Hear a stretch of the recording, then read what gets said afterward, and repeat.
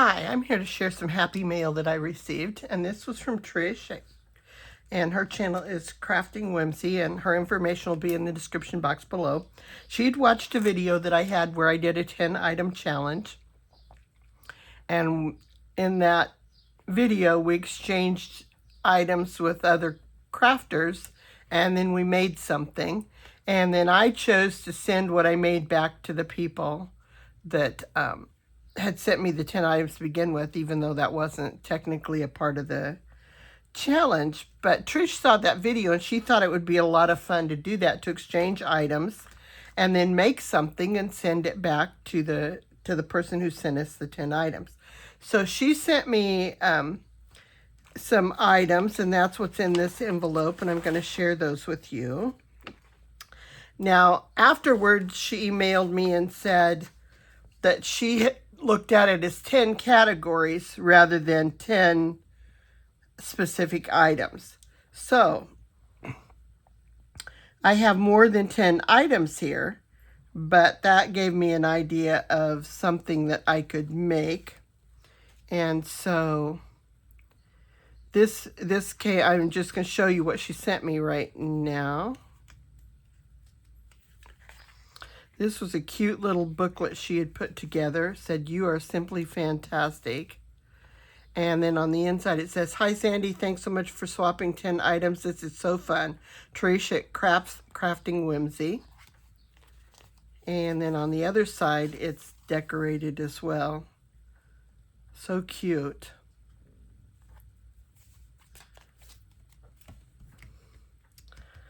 And so she sent me the bag from a tea bag,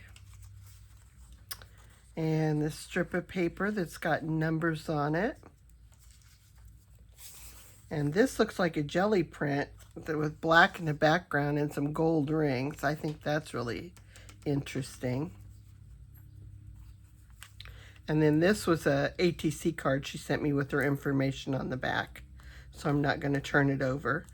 But she put that together with a butterfly and a flower and a couple other pieces in the background, a ticket and a little strip that looks like a tiny banner or bookmark and a piece of lace on the bottom.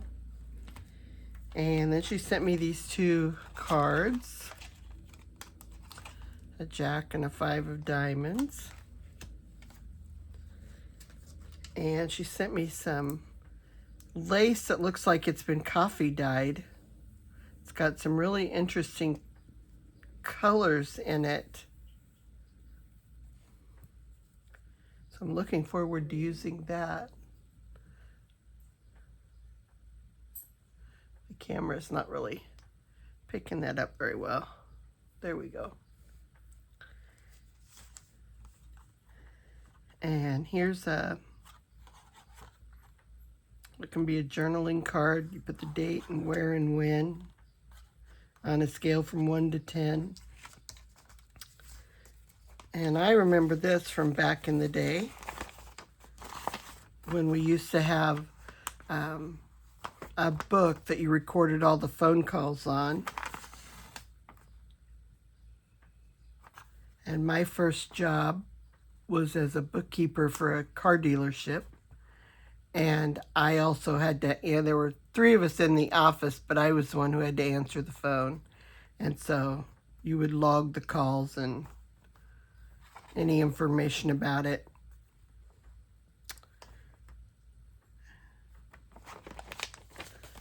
So that was so fun to get. And then she sent me some cute butterflies that have been die cut.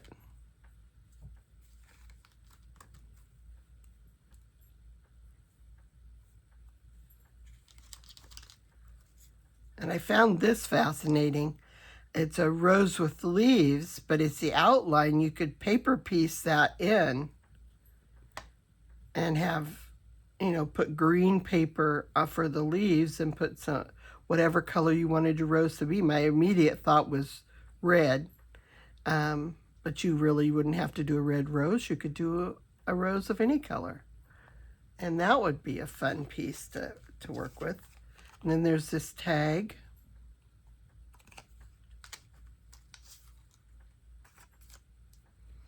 and a little film strip.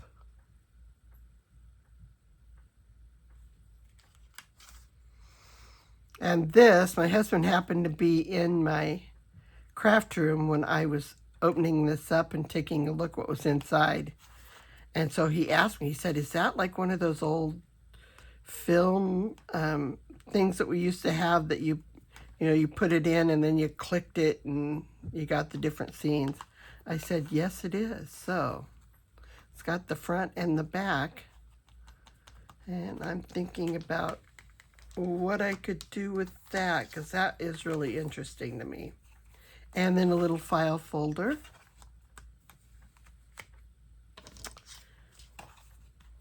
And this paint strip, Benjamin Moore.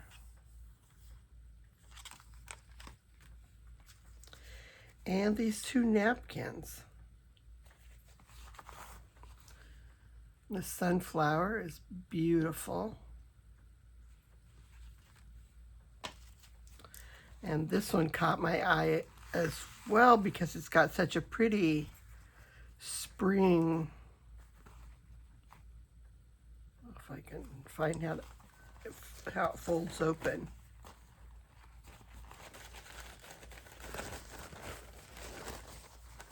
Such a pretty spring scene there.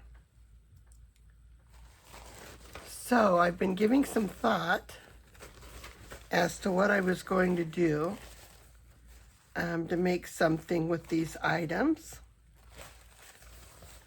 And I have decided, oh, I also forgot to mention this. This is, great to make a dangle. I have decided that I'm going to make a little mini album. There are so many things here and I want to use them and put them in something, and I was having a hard time thinking of what, there's too many for a tag. I could make a bunch of tags, but the idea was to make something.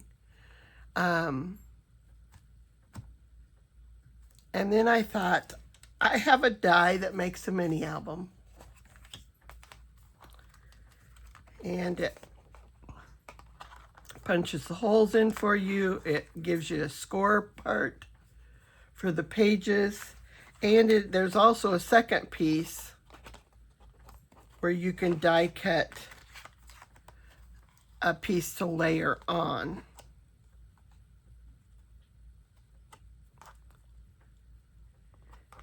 And so I thought, well, with a little bit of white cardstock out of my stash, I could use the things that she had sent me and make a little mini album. And right now I have die cut, let me see, 3, 4, 5, 6. I die cut 6 pages, and I've done two of the pieces that you would layer on top. But I could always die cut more pages if I needed to, but I think I'm going to work with the 6 pages and these 2 pieces that layer on top. Really was thinking about this, one of them for the front cover, and maybe the other one for the back cover.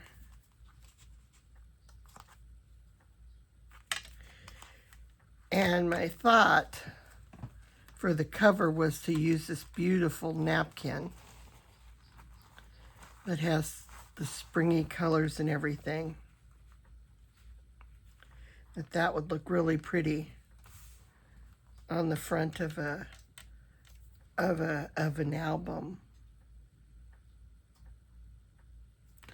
So I think that's what I'm going to do. I'm going to pause the video and I'm going to put some things together, and then I'll come back because I really need to decoupage this napkin onto a couple pieces if that's what I'm going to do. So I'm kind of considering taking a separate white piece of cardstock and decoupaging a large piece of this napkin on it, and then I can die cut it out so that it would layer on top of layer on top of my album. But that's really what I'm thinking about doing. But I need a little bit of time to get some things together. And I think I may just go ahead and decoupage this onto a white piece of cardstock before I come back, because it's going to need some time to dry before I'm going to be able to die cut it and try to use it. So I think I may do that off camera. And so for you, it'll be just a brief little pause. For me, it's going to be a little longer while I decoupage this and let it dry onto a piece of cardstock. But I'm excited to put together this mini album, and I may need to do more than one part. We will see how long everything takes me, but I am really looking forward to this challenge. And Trish, thank you so much for contacting me and telling me that you'd like to do this challenge with me. I'll see you in a little bit.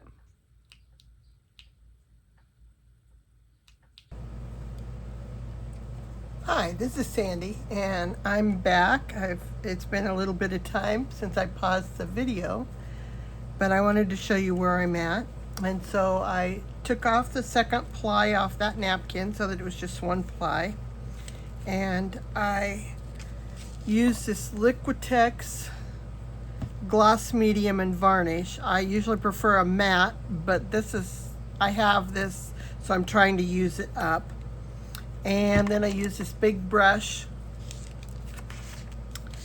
and I'll just use this as an example. I just brushed the Liquitex onto a piece of white cardstock and laid the napkin on it, and then I went over it again, and that's how I decoupaged it. And then I used and those were pieces of napkin I had left, so then I used my die that I had, and I die cut out a piece for the front cover and die cut out a piece for the back cover. And I had a few pieces left after doing that, so I'm going to keep those and see how I can incorporate those into the mini album, or if not, then I'll use them for something else. I see that when I die cut this, that was not quite exact, so I'll just touch that up. Then I was looking at these on the white paper and thinking, I feel like the background on this white needs to be something other than white. It needs to be a color or something. So I got out the different purple inks that I have, and I couldn't find one that I really liked with the shades of purple in here. So then I thought of this abandoned coral that I have, and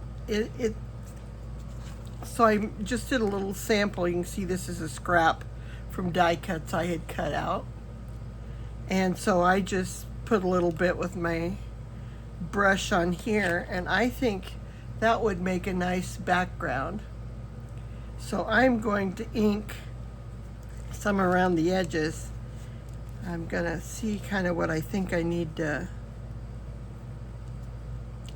how much, because I won't need to ink all the center because this is going to cover it up. And I think I'm going to do that on the front and the back. And so I've got a scrap piece of paper that I'm going to use. I'll set that aside. I have this nice little silicone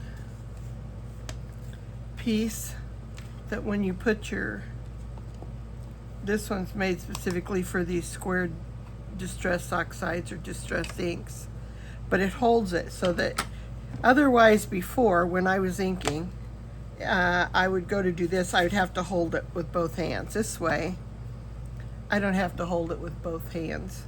I can just do one because it just sits, and I'm going to set it over here to the side because this just holds it in place. So you do some inking along the edge. It doesn't have to be a super blended. I just want to add some color so that that background will, I think the butterflies and the flowers and everything will just show up better if it's got this background on it. Yeah, see, I like that. I like that so much better than the white. So we are just going to go around the edges. I usually start off a little bit, because then sometimes when you ink it up, the first little bit you get kind of a, I guess kind of a circular shape showing up on your whatever you're ink blending. So I've learned that if I start off a little bit off of the edge and then come onto the piece I'm trying to do, I don't end up quite as much with a big circular spot somewhere. And if you think it's too light, just keep blending over it. Now I need to see how far in I need to ink that. That's pretty good. I'll do just a little bit more along that score line there.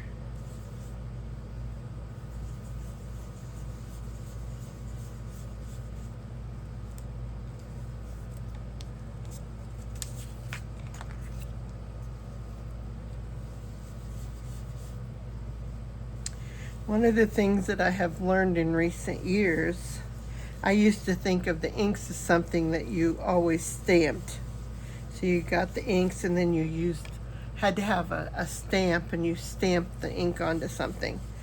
But one of the things I've learned in the last couple years is that you can make your own cardstock with your inks. And so if you have a project and you're going to be using an ink, say like Abandon Coral, you don't have to buy cardstock. You can make your own just with ink blending some ink on it, like I'm doing here for the background. So I've got, that's the back. No, that's the front. Okay. So that just gives the cover more of a pop. I thought it just looked a little plain before. So now I'm going to work on the back and do the exact same thing to the back so that the cover will match.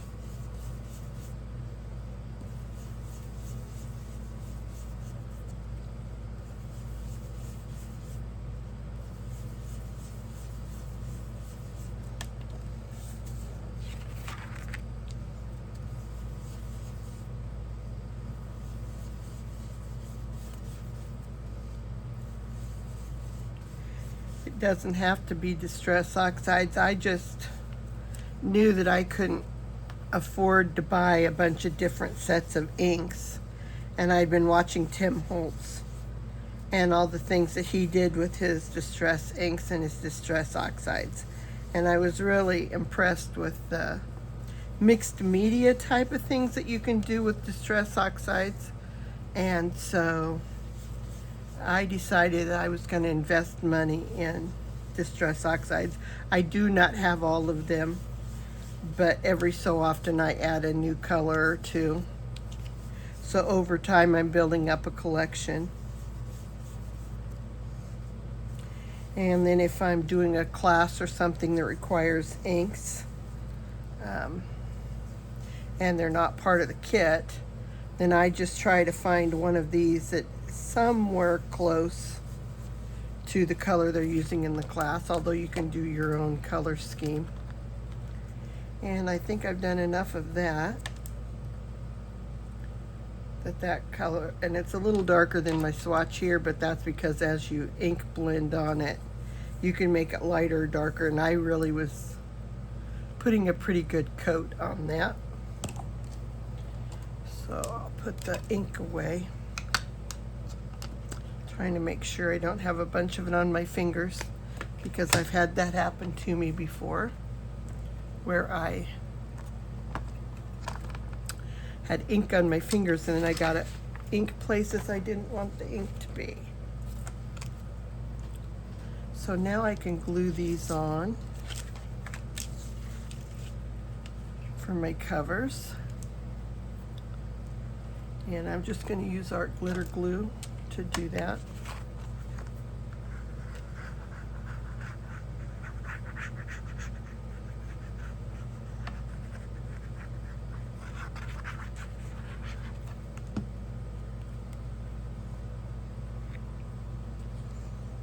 And try to make sure I've got about the same reveal around the edges. See, I think that just pops so much better than if I had just put this on white. I mean, it would have been okay, but I just think it pops so much better with that colored background around it. And all I did was just use ink that I already have in my stash.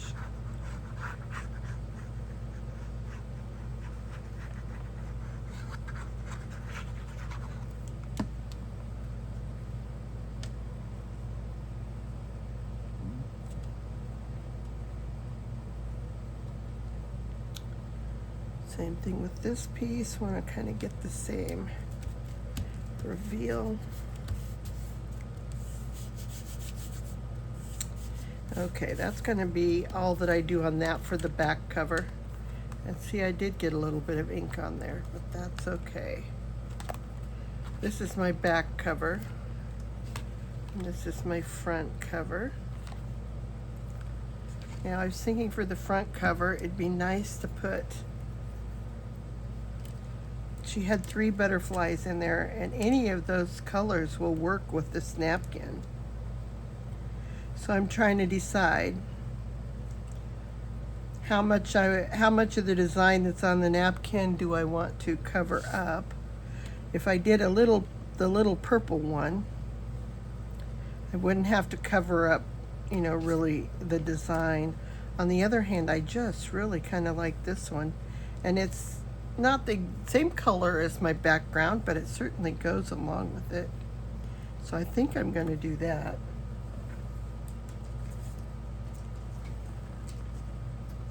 And I think I want to foam tape it up a little bit.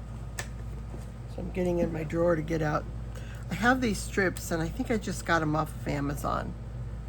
They're just little, well, the camera's not really picking that up, but they're little strips. Maybe if I bend it, there we go. They're little strips, they're not super thick. And so behind something like this, where you've got such delicate little pieces, you could put glue on it, but then you're gonna have to have it flat, and I wanted to give it a little bit of dimension. So I think I'm gonna try just putting a little bit of tape on the back. Some of this foam tape. Sorry, it was off camera. I tend to work close to my body, which is fine when I'm not trying to film something. But it is hard always to stay in frame. There's a hole right there, and I don't want to put the tape, the foam tape, so that it's going to show through the hole. So I'm cutting this. The nice thing about these strips I bought and stuff too, is that they will like form. You can kind of bend them. And so I use them on shakers and everything too, because they work really nice to bend around if you've got to go around something. If you've got a square shaker, then any foam will do. But I really like these little strips if I've got a shaped shaker. Ooh, I think I just made that top of that butterfly come off. I've got another little hole right there.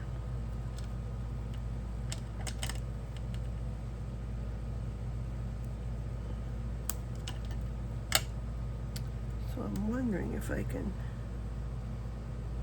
put a little bit of glue there. I got way more glue than what I need. See if I can stick that back on. Okay, I have this little tool with wax on it, and it helps to pick things up and hold it when my fingers get in the way. Well, I'll figure something else about that.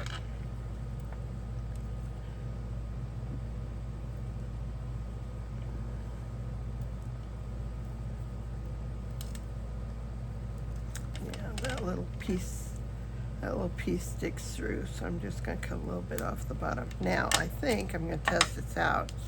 But I think that makes it sturdy enough. It pops it up a little bit, but when those 3 areas are glued down, I think that'll be sturdy enough.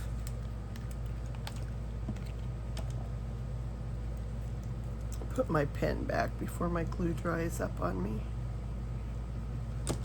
And I use a pokey tool to get the backs off of the foam.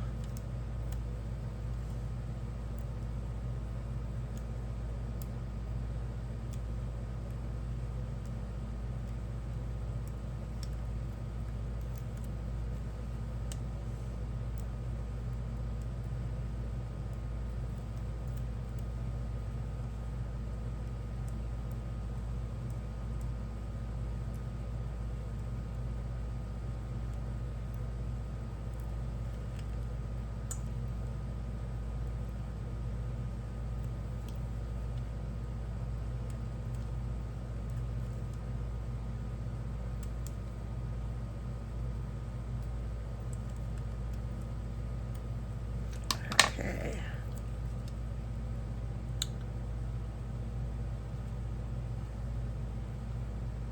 I think I'm just going to plop. Now, don't really want a butterfly with just the one stamen, or not stamen, with the one feeler out there, so I think I'm going to clip that off.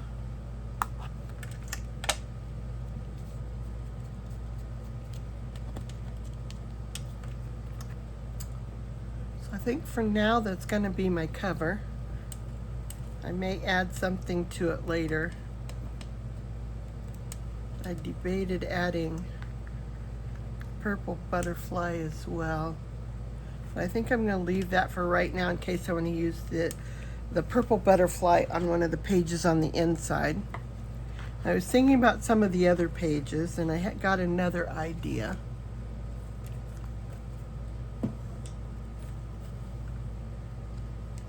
And I was really fascinated by these 2 film strip types of items. I thought I would love to put something behind here, pictures behind here. But they're not very big. Those little holes are not very big. So what I decided was I have this washi tape that I bought, and they're little tickets. But I thought they're very small images, which would probably work behind, and then I could have a different image in each slot. And so then I thought, well, does it work with this one? And it does. You just can show you can either show where it says admit one. Well, you pretty much can get both of that in there, admit one and the number behind it. But they have different ones. I love this one is a shoe with flowers in it, and then you just have different floral arrangements. But how do I get them the right size? So obviously that overlaps into the rest. So, scrap piece of paper. And I'm just going to put my washi tape, some washi tape on this scrap piece of paper. And then it'll give me something that I can cut out and glue wherever I want to cut it out and glue it.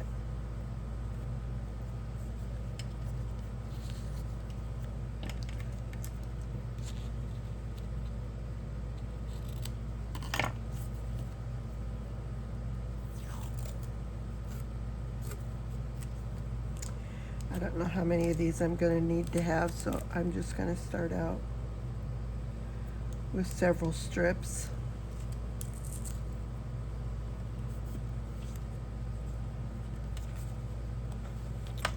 Okay, the washi tape is starting to tear.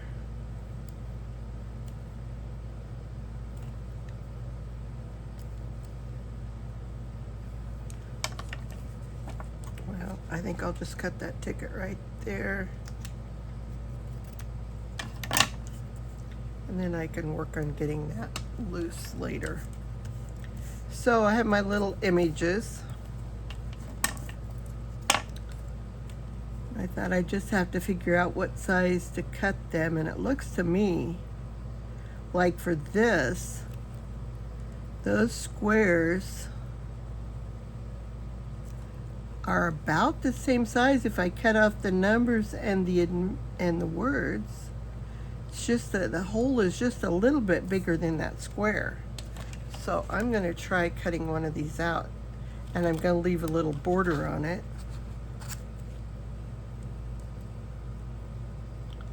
Because I need something to glue down. And then I'm going to see what it works like if I position it in there.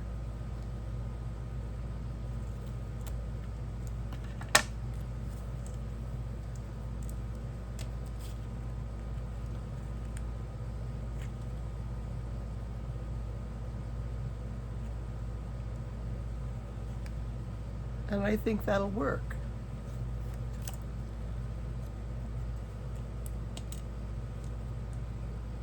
Okay, I'm going to use my reverse tweezers. And I got my fingernails done this time. They ended up longer than what I had intended. It makes it a little harder when crafting. So these little first tweezers help tremendously.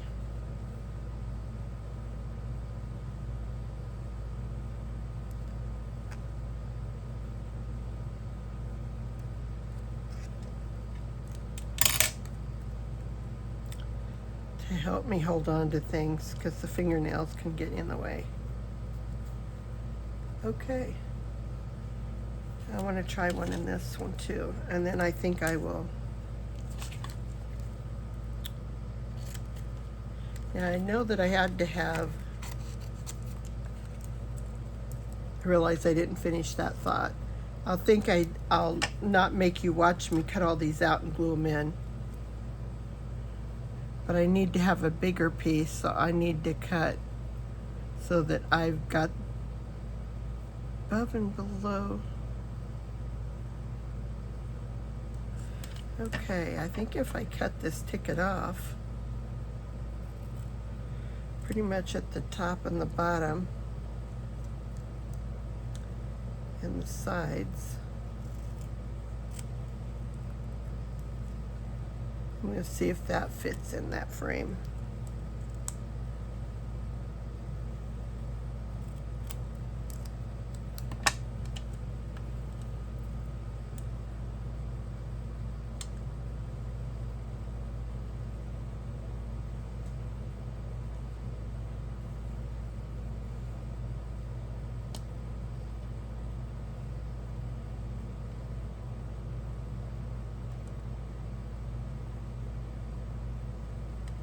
Like I need to cut a little bit more off the top and the bottom.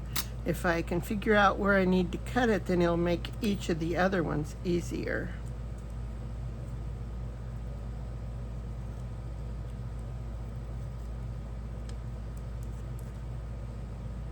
This washi tape is wanting to stick to my scissors.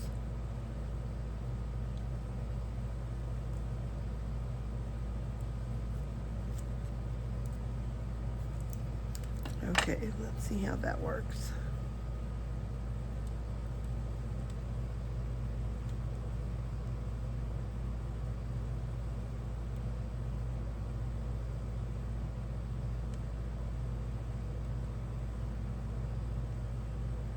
I think that'll work pretty well.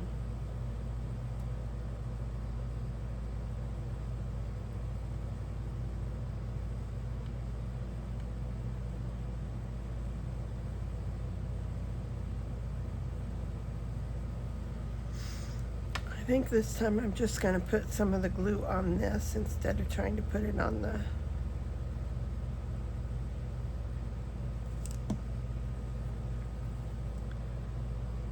washi tape piece. There we go. And the nice thing about the glue is it lets you wiggle it around a little bit while you're deciding. So I think that works out pretty nice. I need to trim a little bit off of the top.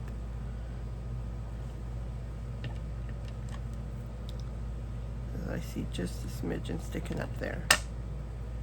But you get the admit one, and you get the picture, and you get most of the number in there. So I think that's what I'm going to do for these two pieces. But I think this is going to have to be a video in mini parts, because this is getting long just where I'm at now. So I'm going to make this part one, and then on another day I'll be back with another video, and I'll work on the different pages, and we'll just craft until a certain amount of time. I don't want to make that video super long to try to upload. So I'll craft until I've used about as much time as I want to try to upload, and then we'll make another part. So I don't know how many parts it'll be, but I'm having a lot of fun putting together these pieces, using these pieces that Trish sent me, and I'm so thankful that she let me know she was interested. And thank you, Trish. I will be back for part 2 on another day. But thank you for watching my video. If you've stuck in this long to see what we're doing for this project, I appreciate it so much. If you haven't subscribed, please hit the subscribe button and do all the YouTubey things. Hit the like and the subscribe and leave me a comment. And if you'd like to participate in something like this, you can always leave me a comment below, or on my community page. I think that's what it's called. Anyway, I've got an email address that you can email me. Anyway, thank you for watching my video.